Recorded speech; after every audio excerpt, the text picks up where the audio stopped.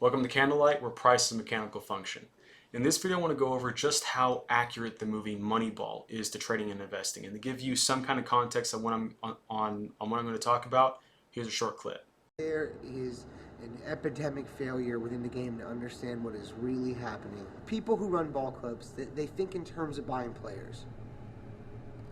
Your goal shouldn't be to buy players. Your goal should be to buy wins. And in order to buy wins, you need to buy runs. Now, just as buying wins is to Moneyball, getting your 3-to-1 is to trading and investing. And the way you get your 3-to-1 is in terms of what Brad Pitt said multiple times. Well, his on-base percentage is all we're looking at now. And Jeremy gets on base an awful lot for a guy who only costs $285,000. Because he gets on base. He can't throw and he can't field, but what can he do? Oh, boy. Guys, check your reports or I'm gonna point at Pete. He gets on base. He can get on base. Getting on first on baseball is exactly the same as getting your 3-to-1 on trading and investing. And I went over this on a past video about position sizing and ratios. In trading and investing, you're going to get those large runners, and those large runners are fantastic. Who doesn't like those? But price doesn't go to the moon forever. When it comes to currencies, price does tend to trend a bit longer, but for the most part, price does one of three things. It goes up, it goes down, and it goes sideways. And while it goes sideways, sometimes it can go sideways for a year. So what do you do then? A lot of people, they either get out of their position because, oh, price is doing nothing, and they get out before, or they get out while a lot of opportunities are available to them. Getting your 3-to-1, that's your bread and butter.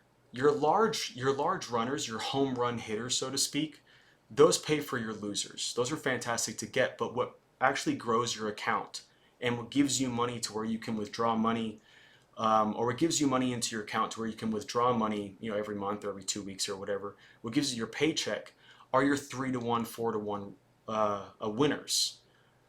That's what gives you your money in your account, and what gives you that is your 3-to-1 trades. Any position or trade that you make, whether it's a position that you're going to go into for 6 months or a trade that you're going to go into for 15 minutes, it does not matter. You should be equally as confident into every single position or trade that you make. So you should be weighting all your positions or trades equally. If one takes 6 months to give you your 3-to-1 or 3 times more than what you risked, or another one, or on your other one that takes 15 minutes, you should be equally as confident in both of them. If you're less confident, then don't take the position that you're less confident on, because, well, that doesn't make any sense. You should be very, very confident in all the trades that you make, because you're making them for the right reasons. So in every position you make, or every trade that you take, you should be hoping to make 3 times more than what you risked. There we go. So the problem is, price doesn't always give you those big home run hitters. So what do you do whenever price goes sideways? Well, there's a lot of opportunities for you to make those 3, 4-to-1 hits, and that's getting on first. If you're talking about Moneyball, if you just have one game every 10 games that you win, but you win by 25 runs, that doesn't really matter to you. That doesn't do anything to help you win the season. Just as in trading and investing, you can have one, really large home run hitter, but if you're losing all the time, it doesn't matter. Consistency is what wins the ball game. Consistency is what gives you your ability to grow your account, and that's what you want. Home runners are great, let those runners go, but you want to be really good at making your 3, 4-to-1 trades, because that's what keeps your account alive. And since price bases for quite a bit of time, no matter in any market, futures, cryptocurrencies, doesn't matter, futures, or stocks, at least a third of the time, price bases quite a bit. There's opportunities there. Not big home run hitters, but 3-to-1s, that's not bad. So let's jump into it.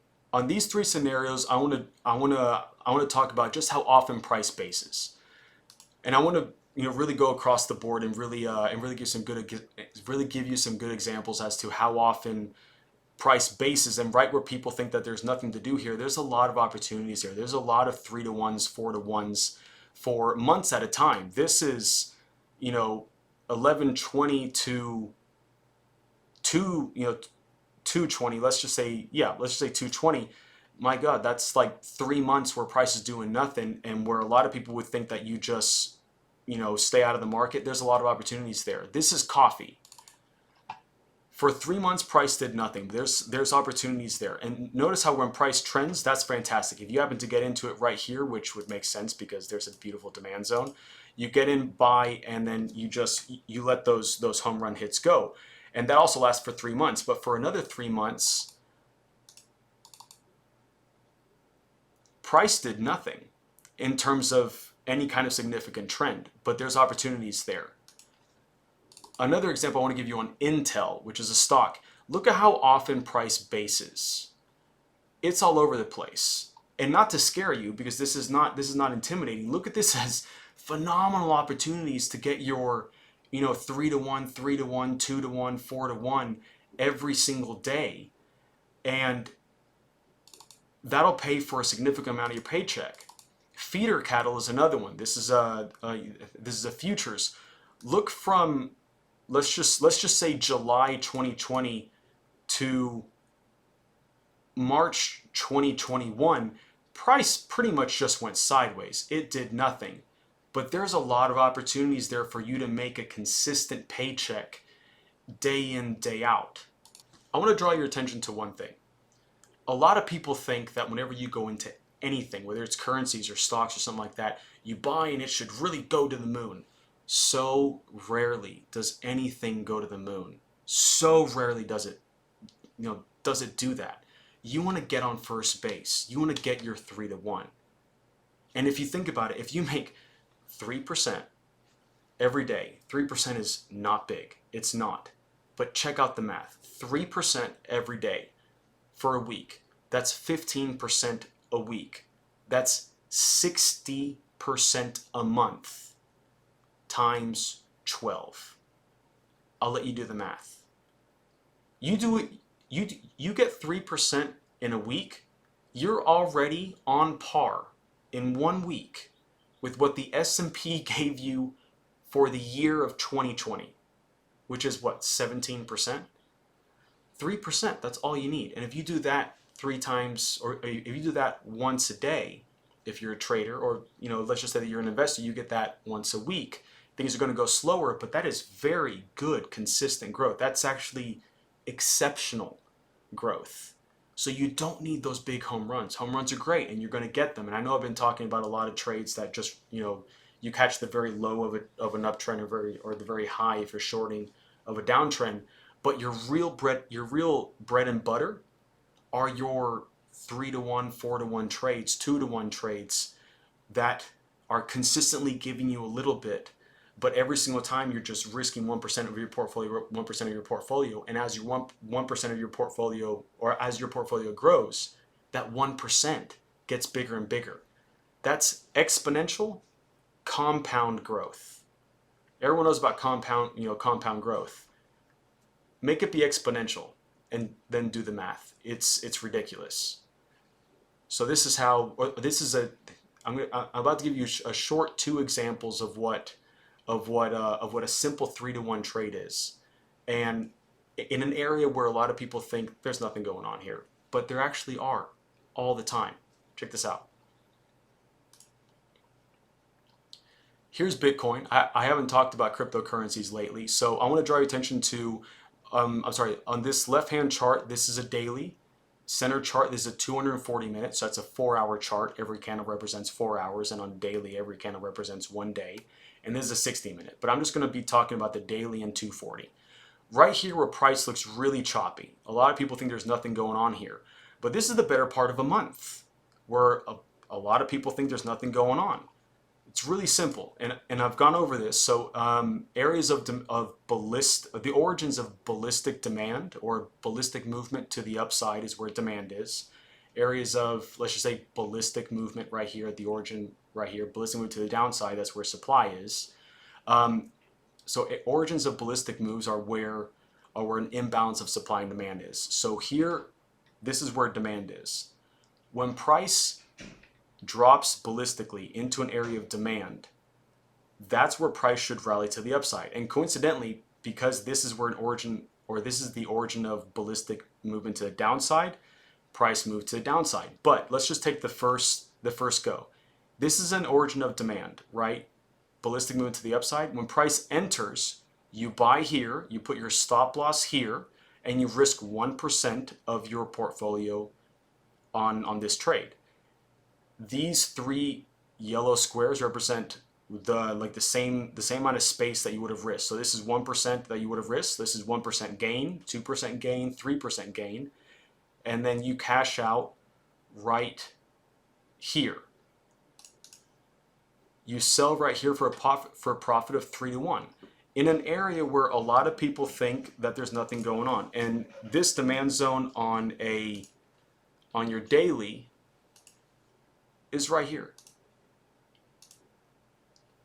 It's small and it doesn't take a lot, but that's a pretty good demand zone. And it doesn't take a lot of time for it to rally. It took all of 1-2 days to give you 3 to 1. Now, just as the origin of the fall that led you into demand, that's also the origin of the fall, ballistic movement. Look how price moved 90 degrees to the downside. That's supply. And let me show you just how much you would have made on the downside.